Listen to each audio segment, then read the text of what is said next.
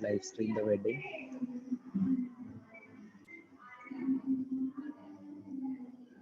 Okay. Second. Namaskaram. I think it's Is there- live. Yes. Namaskaram. Namaskaram, all of you. Very happy to meet you today on YouTube. Vaishakana, can you hear me? Yes, I can hear you. And I'm just checking the settings. Like I'm just waiting for someone to come online to see if the audio is clear. Okay, sure.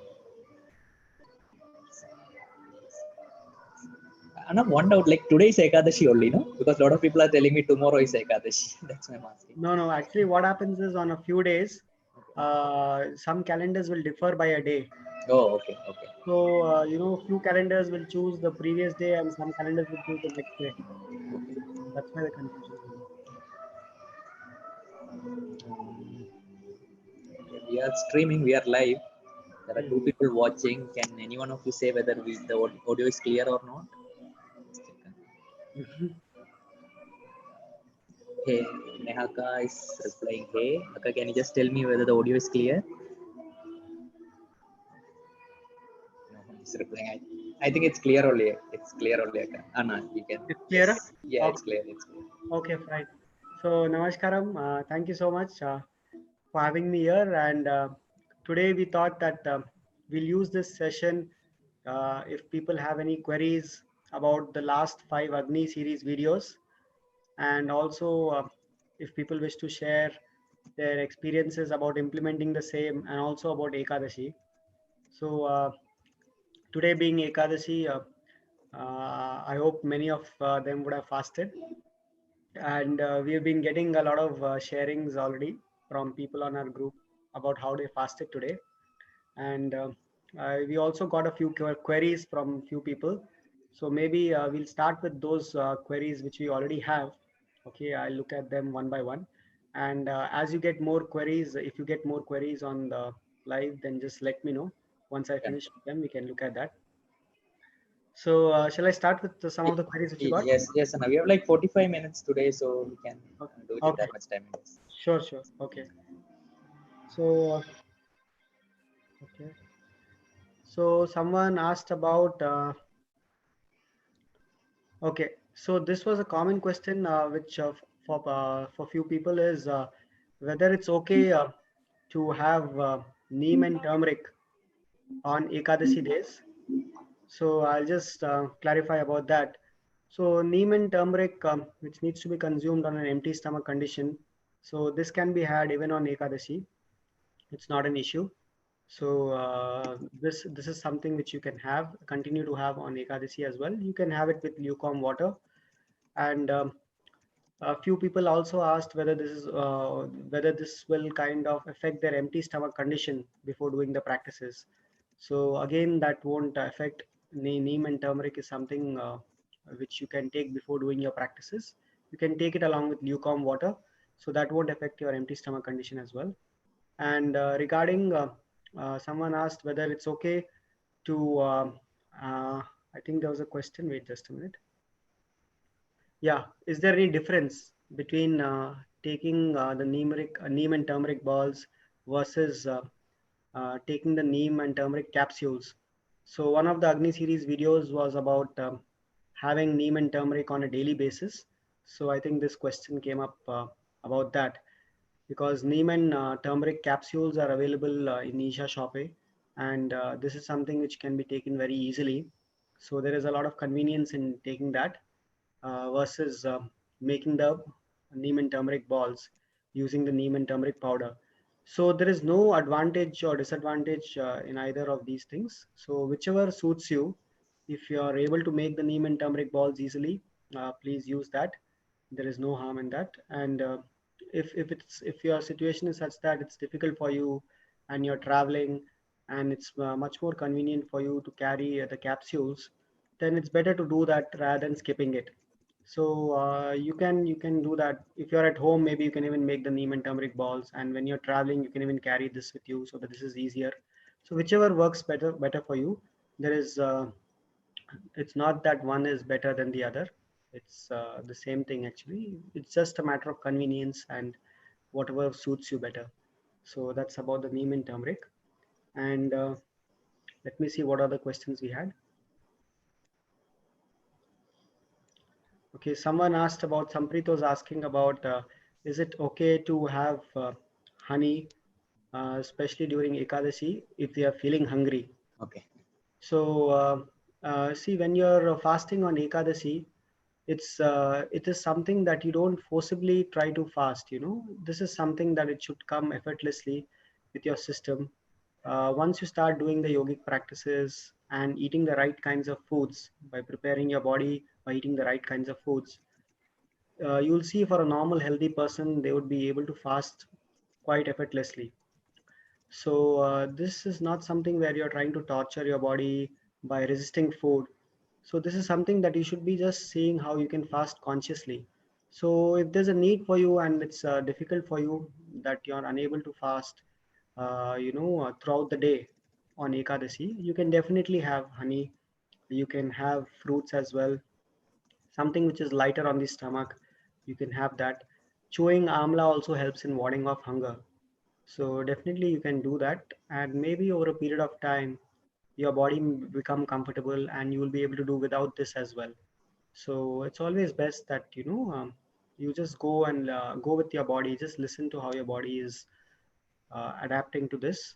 So initially it may be a little difficult for you to fast throughout the day, right? So if it is so, start with having fruits. So ideal way to fast on Ekadasi is that, let's say if since today was Ekadasi, so yesterday night you had dinner, and today you skip your morning breakfast and lunch if you're having 3 meals, and just have dinner tonight. The same time you have dinner, usually you just have dinner tonight. So yesterday night you had dinner and today night you have dinner. So 24 hours gap fasting, and in this 24 hours gap you can have water. That's not an issue. So that's the ideal way to fast. But for people who are finding it difficult, it's best that they can start by having fruits or something lighter, like for example Sanjeevni Kanji, which is a porridge that can be had. You can have ashgard juice. So these things you can have during the morning meals, because it's lighter on the stomach, it easily digests, and slowly over a period of time, once your body becomes more prepared, and if you eat the right kinds of foods, you'll see it'll become easier for you to fast, and maybe you can even do without these things over a period of time. So just work towards that. And it's very important to prepare your body, because a lot of people ask, that why is it that they are not able to fast and they find fasting very difficult. So there are two aspects to this. First thing is about the uh, about your body becoming used to this. So second aspect is also about how your mind plays. So for most people, it's about their mind actually.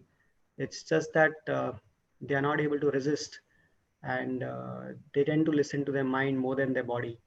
So it's not that they cannot do, but it's just that it's very compulsive within them, that it's difficult to break. So for both these things, sadhana helps a lot. So if you're doing yogic practices regularly, it makes a big difference, because slowly you will see that once you start doing yogic practices, there's a distance which arises between you and the body, and you and your mind. And slowly, this because of this distance, it'll be much easier for you to observe what's happening within your mind or what is happening within your body, and do what's needed. So slowly it'll become much more easier. And also this is a training ground for you as well, to break your limitations, because what happens is, these compulsions which arise, it's always best that whenever these compulsions arise, you just stop for a moment and notice what's happening. For example, when the food comes in front of you, the first thing which you would want to do is to grab and eat it when you're very hungry.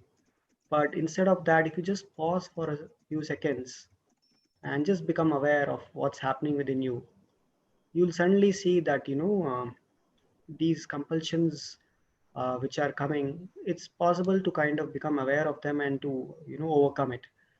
Similarly, while you're fasting, it may just happen that uh, At this spur, you may just think that you want to eat something, but just pause for a moment or two. Just let it be for some time and just see what's happening to your system. And do you really need that, or it's just that your mind is playing? So usually what you'll see is, you'll observe this if you experiment with this while fasting, that whenever you feel that there's something which is needed to be eaten, for example, you feel hungry, just pause, just don't eat for a few minutes and just wait.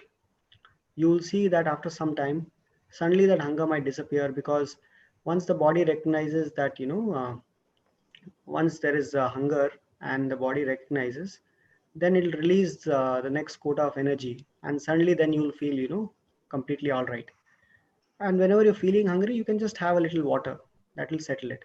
Then again, after some time, you'll notice that the body may remind you, and again you'll feel that you need to eat something. Again, pause, don't give in immediately, and then just wait, for some time, and then again you'll see that, you may find that after some time that that need is not there, because the body recognizes whenever whenever you have this hunger, and it releases energy accordingly. So it's actually very natural for a healthy human being to go without food for more than 24 hours. Actually, 24 hours should be very effortless for someone who's healthy to go without food, because if you haven't abused your system or your body with negative pranic foods and stimulants and improper lifestyle, if you haven't abused your system, then you'll see that your system will be very easily able to cope up with this and have enough backup to last for 24 hours. It should be very, very easy. In fact, actually, if you're not able to fast for 24 hours, it could indicate something being physically wrong in the system as well.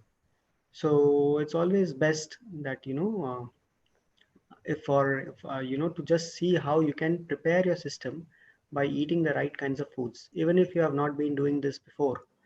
It's time that you take care of what you're putting inside the system, because if you're not able to fast for a long time, for at least 24 hours, that means you need to prepare your system so that it can fast effortlessly. So few things which you can do is, start by you preparing your system by doing two things. One thing is, if you haven't started doing any yogic practices, please see if you can include that in your life. At least something which you can do for half an hour to 45 minutes on a daily basis.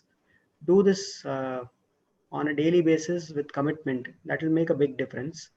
So initially, you may find, if you feel that nothing is happening, there are no changes, that's not the time when you should give up, because this is something you should continue doing this. Over a period of time, you'll suddenly notice that things have changed very subtly. So first thing is, you can start doing some yogic practice and keep this up. Second is, just educate yourself about what are the different kinds of foods and how your body is responding to them. So it's very important, especially to know what kinds of foods are suitable for the system, because food is as important as sadhana. If you're doing your sadhana but not taking care of your food and eating all kinds of foods which are not suitable for the system, ultimately the body will pay a price for this.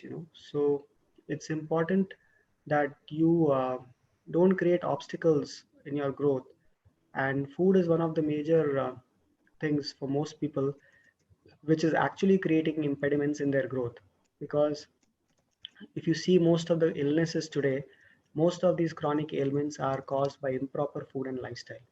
So you need to educate yourself about the different kinds of foods and how your system is responding to them. So there are so many videos available where Sadhguru has spoken about this, about a yogic diet, and how you can take care by choosing the right kinds of foods. And this is something you can go through.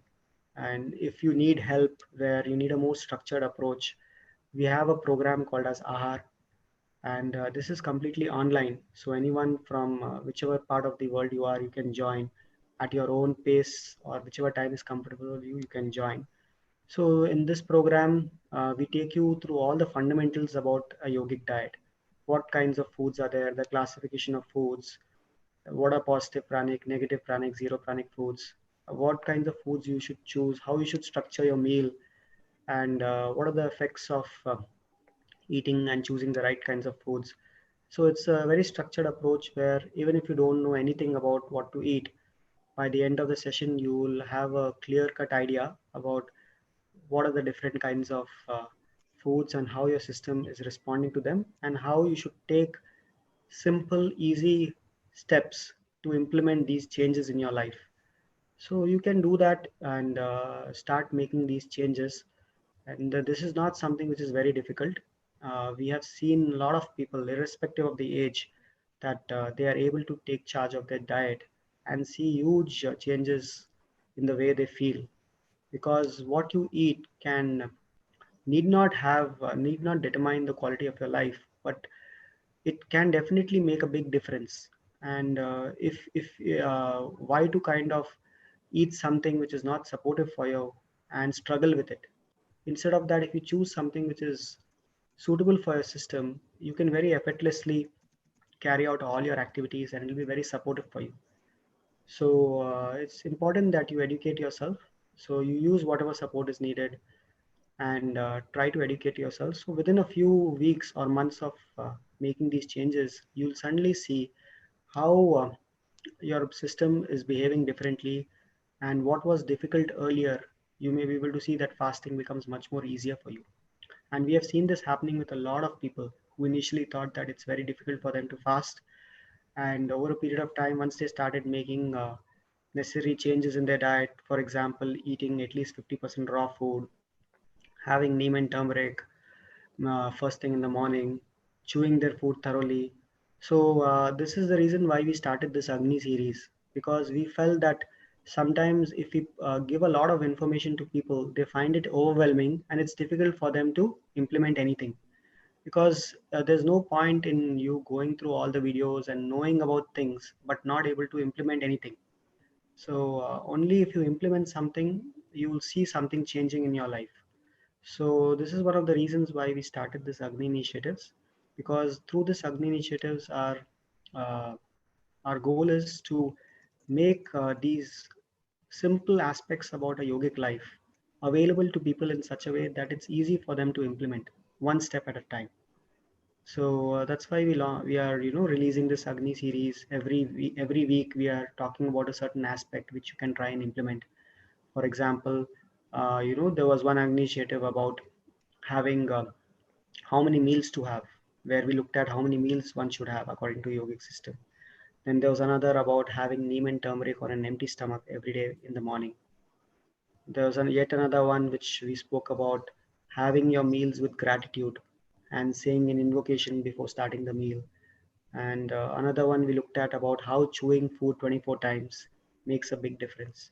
So like this, we are just trying to see if we can provide you with simple, easy to implement steps, where if you just take one step at a time, you will see it will make big change in your life.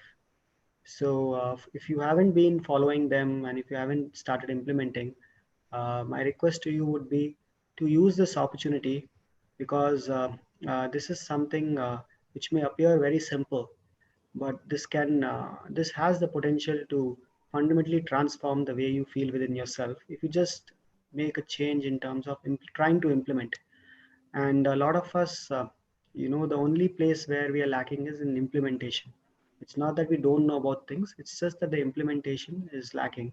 So that is why we are supporting you in many ways. So we have this series. We also have a WhatsApp group where a lot of people are benefiting because they constantly get updates. For example, on our WhatsApp group, we share about Ekadashi reminders one day before we post about that. And then on the day of Ekadashi in the morning, we remind you. Then in the afternoon, we remind you. Then in the evening, we start sharing about how people have experienced Ekadashi. So a lot of people are benefiting by hearing other people's experiences on the group and how they are able to fast. And also we keep you updated with different happenings and different articles which will inspire you to keep up your sadhana. So this is a support system for you, so make use of this. And especially on the spiritual path, every small support is very useful, because what happens is, for most people, when they do a program, they're very enthusiastic in the beginning about making changes. and that enthusiasm, starts fading after a period of time, maybe after a few weeks, then they again start getting back to their old ways. So it's important to stay in touch and keep on updating yourself. And if you see that happening on a regular basis, that you're constantly in touch with something which is helping you look within, then you'll see that you don't need to make any particular effort to make changes. Suddenly, yoga will become a part of your life. And when that happens, then you will see that the way you walk, the way you talk, whatever activities you do, you don't need to do anything else. But yoga will just be a part of your life, and that is what we hope that happens to more and more people. That yoga becomes a natural way of their life. So please make use of that. We'll also have provided you with a link to join the group. It's open to anyone, even if they have not done any yoga program. They can still join. They can invite others. It's yogiray.com/WhatsApp. It's there on our website. It's there on our Instagram page, and you can make use of that to join the group. So please make use of these small supports and see how you can grow. We'll just Can look at. I'll link it in the group. Like we Yeah, had some questions in the this thing. Shall I ask you those questions? sure, sure, sure. Yes. Chiragana is asking, is Ekadashi good for under 18 people? What, under 18 people? Yeah. Yeah, yeah, sure. It doesn't matter what's your age. You can definitely fast. Even if you are under 18, you can still fast. If you are finding it difficult, then you can go on a fruit diet on Ekadashi. So it's not necessary for you to forcibly fast. If it is something you can try and see. And we have seen a lot of people, even youngsters on our group, who have been sharing that they have been able to successfully fast on Ekadashi without much trouble. So it's useful for anyone, because what happens in Ekadashi is that you're giving your system a break. And this is something which is important, because just like anything else, your system also needs a break. And every 14 days, if you do that, it will make a big difference. It also helps in cleansing your system, removing all the toxins. So this is something you can do irrespective of your age. You can do that. And Prashantana is asking, I had a doubt. If I am fasting, I Okay. prefer not to eat mostly anything except water. I do eat fruits when I'm keeping the Mahashivratri fasting. My question is it okay only to drink water? Just 1 second. Hold on. I need to switch on the charger. Just 1 minute. Okay, okay.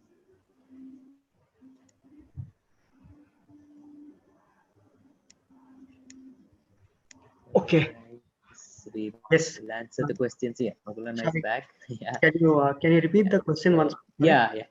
Mukulana, I had a doubt. If I am fasting, I prefer not to eat mostly anything except water. I do eat fruits when I keep Mahashivratri fasting. My question is it okay to drink only water? Yeah, that's perfectly fine. You can ideally you should be able to manage on Ekadasi with just water. So that's the ideal way to do it. If you can just be with water itself throughout the day, that's very good actually. If you can do that. Suchitraka is asking, Anna, does neem cause acidity? No, it doesn't cause acidity. It may increase the body heat to some extent, and that could have some for some people that may be a little difficult. So it doesn't cause acidity. It's not something which I've heard of neem causing acidity. And anyway, you're taking a very small quantity, just a marble sized ball of neem and turmeric. Someone was also asking about the size. So it has to be just a small marble sized ball of neem and turmeric. And that's something which won't have these side effects, like how she's saying. So that's something which you can easily take. You can take neem along with turmeric, so have both of them together. So some people are asking me like, do we need to actually make it into a bowl or can we simply have it? Can we put it directly in water and mix it and have it? So is there something like that or should we actually make it into a bowl and have? uh, see uh, uh, See, one of the things which I heard Sadhguru speaking about was that it's best to have neem and turmeric ball Because what happens is, one more thing is, when you're having this ball and you're not swallowing it, actually you're chewing it. So what happens is, something which is as bitter as neem, you cannot chew it unconsciously, right? So the moment you put this in your mouth, you suddenly become conscious. And Sadhguru was mentioning about this, that you're trying to use every little thing which you do to become more and more conscious. So the first thing in the morning, if you try to eat a neem and turmeric ball, you cannot do it unconsciously. You have to be conscious. So that's something which we are trying to see how you can use every action to become a little more conscious. So he was saying this on that note, that if you take this ball, you cannot eat it unconsciously, because something which you like, let's say you have to eat a chocolate, without even thinking, without even being conscious, you can just gulp it down. But if you have to eat a neem and turmeric ball, you have to be conscious while having it. So it kind of helps you with that if you having a ball. But for example, if you're just swallowing it, or if you're just taking a pill or something, then you may lose on that side benefit, Okay. where you are a little more conscious when you're doing something like that.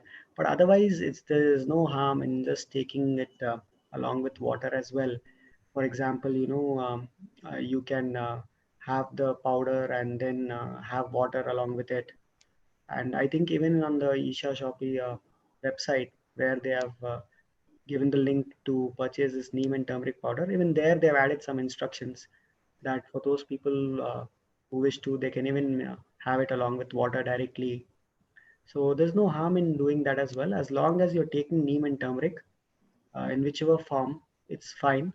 It's just that when you're taking a ball and then chewing it consciously and having it, you may get some some one more incentive to become a little more conscious. So that's about it. Otherwise, it's the same thing which is going inside your system, whether it's in the form of a ball, or whether it's a powder, or whether it's a form of a capsule. At the end of the day, it's just the neem and turmeric which is going inside your system. So you can have it, and it's preferable to use lukewarm water.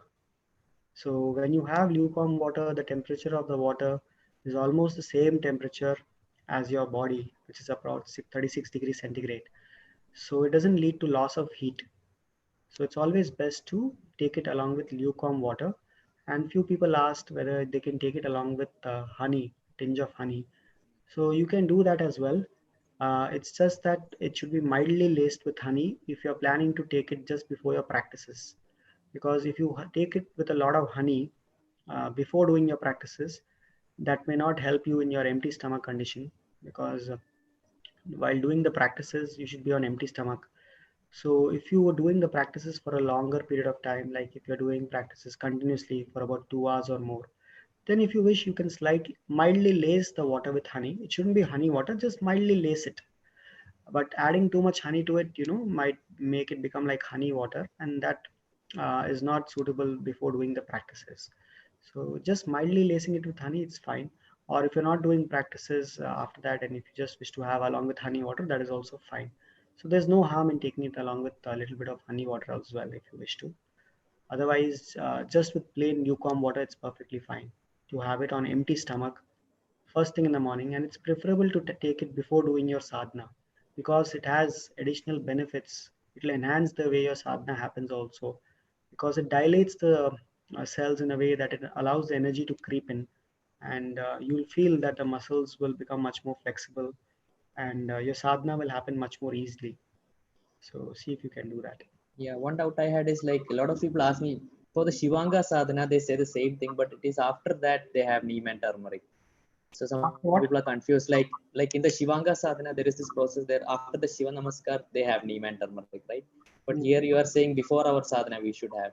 So is it like that only? Because some people ask me like, Okay. so can we have neem and turmeric before our sadhana, or should we follow the other method? See, what happens in that Shivanga sadhana is, I think they're also asking you to have, along with neem, they're asking you to add honey and also groundnuts. Yes, So what karma. happens is, yeah, so what happens is, that's why they're asking people to have it together. because otherwise some people may think they can have the whole mixture before itself. So just to avoid confusion, maybe they're asking, because you have to add lemon, you have to add neem, you have to add I think what else is there? There's is there Peppercorn. yeah. So all that is there. So so that's why they're asking that, just so that the empty stomach is not violated, to have it after. But for this neem and turmeric, if you're just having with plain water, that won't affect your empty stomach condition. And even on Ekadashi days you can have it, and even otherwise also you can have it. So it shouldn't be an issue. Okay. One Prakashan is asking, I always feel that one day before Ekadashi there is no need of food in me, but on Ekadashi day I feel very hungry. So is it okay to fast one day before Ekadashi? Okay. See, the thing is, it's not, there's no hard and fast rule that it should be on this day only, and you won't get a benefit if you're not fasting on Ekadasi and on some other day. So what Sadhguru was mentioning is that if you observe your natural cycles of the system, you'll notice that in a mandala, which is about 40 days, in about 42 days, you'll notice that you'll come across 3 days at least where your body will feel that very easily it can go without food. And if you are able to observe those days and don't give your body food on those days when it doesn't feel the need for food, then you will be doing a lot of good to your system, and that's very helpful for your health and well-being. So he was saying that since most people don't have this awareness about when is that the system doesn't need food, because of this they fixed in the tradition, they fixed something called as Ekadasi, because Ekadasi happens every 14 days, so that people, even if they don't have this awareness, every time Ekadasi comes, it will be like a reminder for them that today they have to fast. So it is for that reason they kept this Ekadasi, so that it will assist people in recognizing those days and to fast on those days. But if it's something which you are able to recognize and it's very easy for you to fast on certain days, and at least once in 14 days or at least 3 days in a mandala you are able to fast, then it's fine, you can do it on those days as well. The idea is to give your system a break and to recognize the natural cycles of the system, that when your body is not needing food, forcibly eating food on those days will not be helpful for the system. So the idea is to become more conscious about the cycles of the system and to learn to listen to your body and act accordingly. It's not about on a particular day itself, if you don't fast something will happen or anything else like that. But it's always easy, even psychologically as well, because when everybody is fasting on a certain day, it becomes a much easier thing for you to fast. Otherwise you feel that you are up against a mountain, and when hunger strikes, you're seeing people around you, and then you think, okay, I think anyway no one is fasting.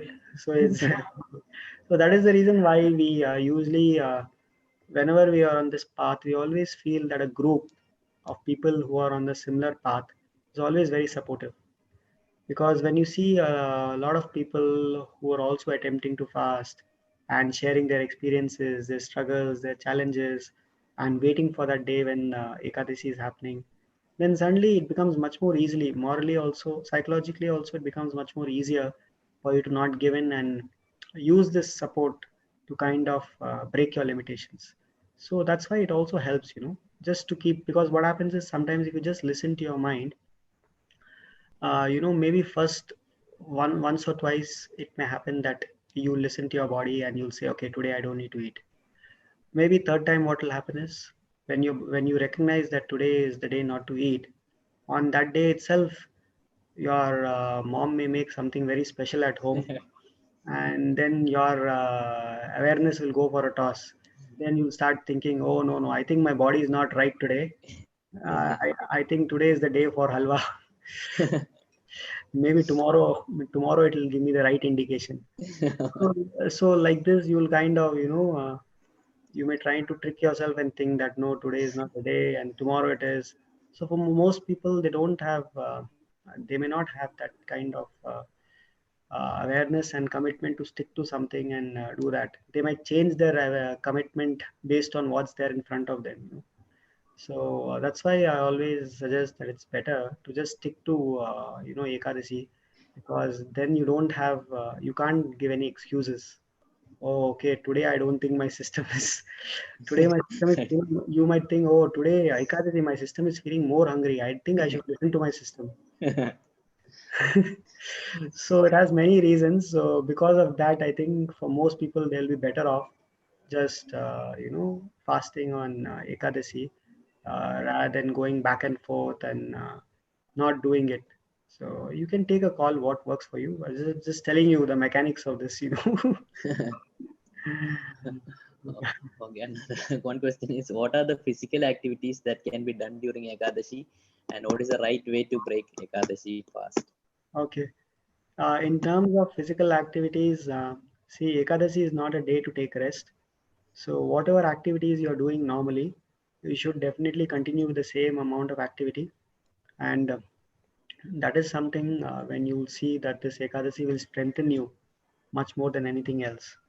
And this is something which Sadhguru was mentioning that when you're fasting and you're still doing activity, you'll see that it becomes it strengthens you tremendously internally. And I've also observed this in the ashram. If you've seen, a lot of people when they fast on Ekadasi, they will go for a walk. Sometimes they'll do this Adiyogi Pradikshana Oh, okay. on Ekadasi, where you have to take Oh, a walk around the Adiyogi. It's about I think about it's three very kilometers. hectic. It's Yeah. hectic. So what happens is Ekadasi is a day when you should continue doing all your activities. It's not a time when on that day you should take work from home and not do any physical activity if you are working outside, or you should try to see if you can reduce whatever activity you're doing. That shouldn't happen. Just continue doing whatever you're doing normally, even on that day. That is when you'll see that it will be a huge support for you to strengthen yourself, because one of the one of the barriers which most people face on the spiritual path is that the moment an obstacle or challenge comes, they tend to fall off. It's like, for example, you started learning a practice, you did it for a few days, and you committed yourself to do it every day for the next 6 months. So you were going good, and suddenly what happened is today, unexpectedly, your boss came and gave you a difficult assignment which you need to complete within 3 days. Now, the first thing will happen is that you'll think that you need more time, and you'll give up on your practice. You may think, oh, okay, I need more time, so today I won't do the practice. So the moment as one obstacle came, you will suddenly, you may fall off the path. So this is very common among people, that their commitment levels or their commitment towards something which they have taken up is very shaky, and at the slightest disturbance or slightest challenge they may fall off. So Ekadasi is one way to kind of break this, because what happens is this when food is there in front of you and still not eat, to go through that, it strengthens you tremendously from within, because if you're able to kind of not given to temptations outside, where where wherever whenever you feel like you eat, and if that is not there, and if this is something where you have a little control over your body and mind, suddenly you'll see that you may notice that your commitment or your strength, internal strength, enhances tremendously. And whatever is happening outside, if the situations outside are also not conducive, still you'll continue to focus on whatever you have to do, and you'll not get shake you'll not fall off. And this is very important for people on this path, because the whole idea is that doesn't matter what's happening outside, whatever you have to do internally, how you are within yourself, that shouldn't shake, that shouldn't get disturbed. So if that has to happen, this is something which is very good practice. Like on Ekadasi, you'll see for a lot of people, more than physical benefits, the biggest benefit they draw from Ekadasi is suddenly they feel so much more good about themselves. They feel so much more better about themselves. They feel that they are able to do something, and they are even able to achieve that level of control uh, within their bodies and minds, that if they wish to do something, they are able to do. So for most people, the effect is even more psychologically, that it helps them, it boosts them in a tremendous way. So Ekadasi is not a day where you should give up on activity. You should continue doing your activity. And if you do your sadhana and eat the right kinds of foods, you'll see that very easily you'll be able to do all your activity and still go without food. So that should definitely happen. Okay, na, like okay, that's it. The questions one out. Some other question is there. Any Wait 1 minute. question? I Yes, have yes, one sir. question. Yes, yes, yes. 1 minute. Time gap. Okay. Yeah. So yeah, should be fine. You can ask some. There was one question which somebody was asking. There was one question which somebody was asking about my meals. You know that Oh, okay. Yes. what is the composition? What do I Okay. eat actually? Yes, Anna. What do you eat, Anna? So there's nothing special which I'm eating. Okay. If just if it has if it helps you. So basically, I have two meals, and I have at least 50% raw food. So in terms of raw food during my meals, whether it's brunch or dinner, I have a lot of fruits. So I have at least three, four different varieties of fruits. So for example, whatever is available seasonally here. So if it's papaya or banana or guavas or pomegranates or whatever is available locally, I have at least three, four different types of fruits. And usually I'll have at least one salad, maybe beetroot or ash gourd or snake gourd or something, whatever is available locally. So I usually have one salad. And in the for brunch, I usually have sprouts. So sprout salad I usually have. So it will be having green gram sprouts, horse gram sprouts, and I mix that along with lemon and some pepper and some drumstick leaves if it's available, and I'll mix that into a salad and I have that, and also groundnuts, soaked groundnuts. So usually these things I have in the morning, like these sprouts and groundnuts I have in the morning, and fruits and salads I have both for brunch and dinner. So by the time I finish having fruits and salad, I'm almost more than 50% done with my meals. And then the rest of my meals I have cooked food. So that again varies.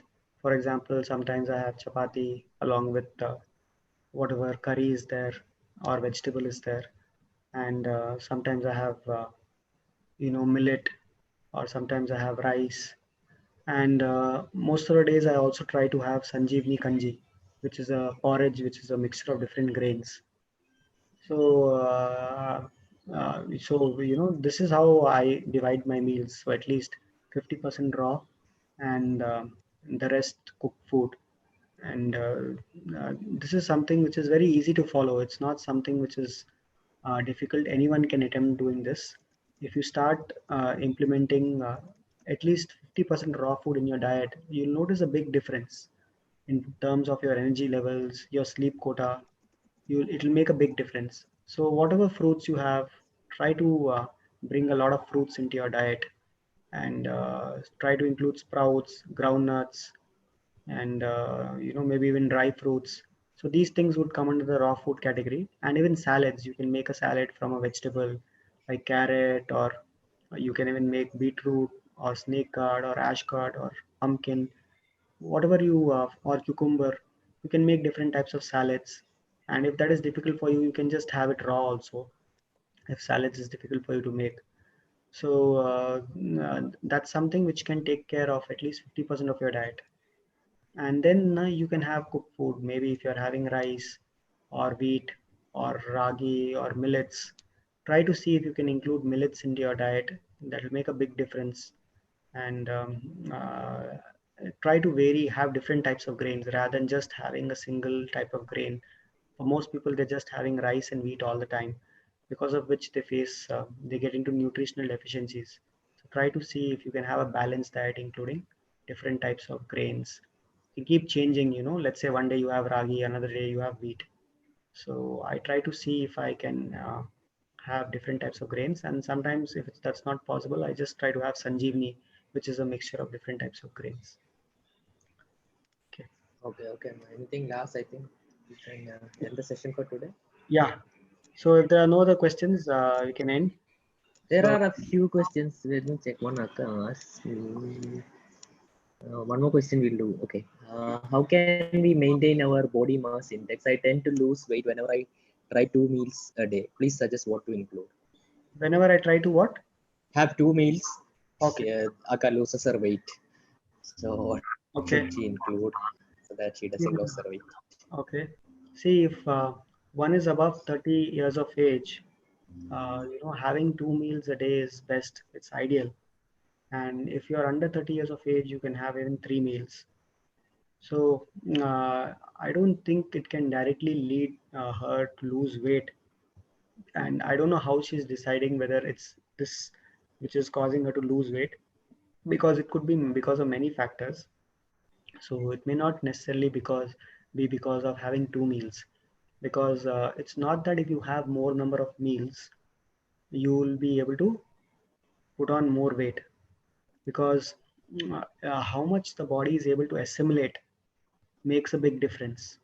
So if you're having, two well spaced out meals, and if that is integrated, assimilated into the system, that may be more useful for the system rather than having, regular meals after every few hours, where your body may not be able to assimilate most of what you are eating. So it's not about the number of meals which you are eating. It's about, what you are eating, and how you are eating. So if you eat two well spaced out meals where there's at least 8 hours gap between two meals, and you have sufficient and a balanced diet, then you will see that these problems won't arise. So it's just that you may not be aware about what a well balanced diet is. You may not be eating all the right kinds of foods.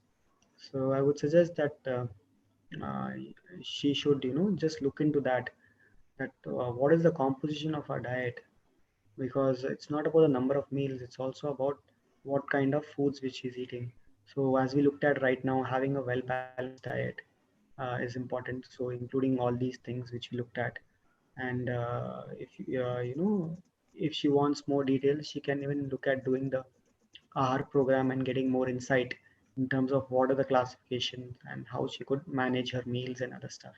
So whichever ways, important thing is that first see what you're eating and whether you're eating right, and then take the next step. Because sometimes what happens is, for a lot of people, if they start doing a practice like Shambhavi or Shakti Chalana Kriya, their metabolism levels get regulated, and if they are losing weight, they may start getting weight, putting on weight, and if they are overweight, they may start, losing weight. So the body regulates itself. So along with food, if they start doing some practice also, that could also help. So there could be many factors involved if someone is losing weight. And also, if one wants to gain weight, it's good they can bring in some foods, for example, like groundnuts, which have some source of fat, and also ghee.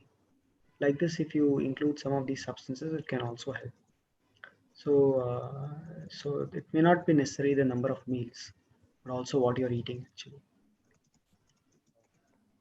Okay. So okay. So I think for today this is we can close the session. People are asking every week we should do it.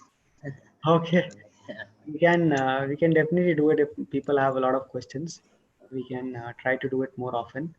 So good that we connected today, and I hope even those people who haven't joined live today, once this video is on YouTube, they will be able to benefit from that. And because we have addressed a lot of questions about fasting and food today, which I hope people will benefit from. So thank you for joining today, and all of you for those who have joined. So just before I leave, a few things I thought I'll just let you know, which you can make use of. So one thing is that now the Aahar program, we have released it online. So you can join from any time zone at whatever time is convenient for you. You can join and make use of that. It's about a 3 hours session online where you will be able to learn all the basic aspects, fundamentals of food, and start implementing these changes in your life. So if you wish to go through that, you can look at our website, aahar.yogire.com. You can even share the link along with this description, so you can make use of that. And in this upcoming summer vacations, we have a lot of programs planned, especially if you have kids. We have a couple of camps coming up in and around Bangalore. So we have a program called as Srishti, where we expose the kids to nature, yoga, about a yogic diet, and also play. So it's a residential program where the kids stay with us for about 3 to 5 days. So we are planning a lot of programs in the month of April and May, where if you have kids, they can come and stay. And this is where they can kind of experientially go through what yoga is, what kinds of foods is suitable for the system, have those kinds of foods, and have fun as well. So this is a way where you can introduce them to yoga at an early age. So you can have a look at our website. We'll be uploading the details in a few days. And if you're part of our WhatsApp group, we'll be sharing the updates with you as well about these upcoming programs. We'll be starting from April. So make use of that. It'll be put up on our website, yogire.com. And the link to join our group also is available on our website so that you can get updates from us. So hope to connect with all of you once again very soon. And uh, please do keep up the Agni initiatives. It is something which we are trying to release every week, and this is something which you is the simplest way for you to start bringing yoga into your life by implementing one thing at a time. So already we have released 5 Agni initiatives, and all of these Agni initiatives can be found on our website, agni.yogire.com. If you go, all these 5 will be listed. Otherwise, you can see the YouTube playlist which is there on your channel or on Yogire channel, whichever way is convenient for you. Just go through all these videos and try to implement them and share with us your experience. And if you face any challenges, do share them so we can help you out. So do this, and we just hope that if you start implementing these initiatives one by one, and that will ensure that at least an element of being a yogi comes into your life. So that is our hope and wish. So thanks so much for joining once again and being a part of this. I'll end the video. Sure. Bye. How to end it? Okay, stop video. Okay, I think I'll put it on podcast also because since I'm recording it. Sure. Okay, okay, Anna. See you. Okay. Namaskar, Namaskaram. namaskar, Good night. namaskar. Guys, there is a stop button. I can't find the stop button. Anna, can you end it from your side? Yes. So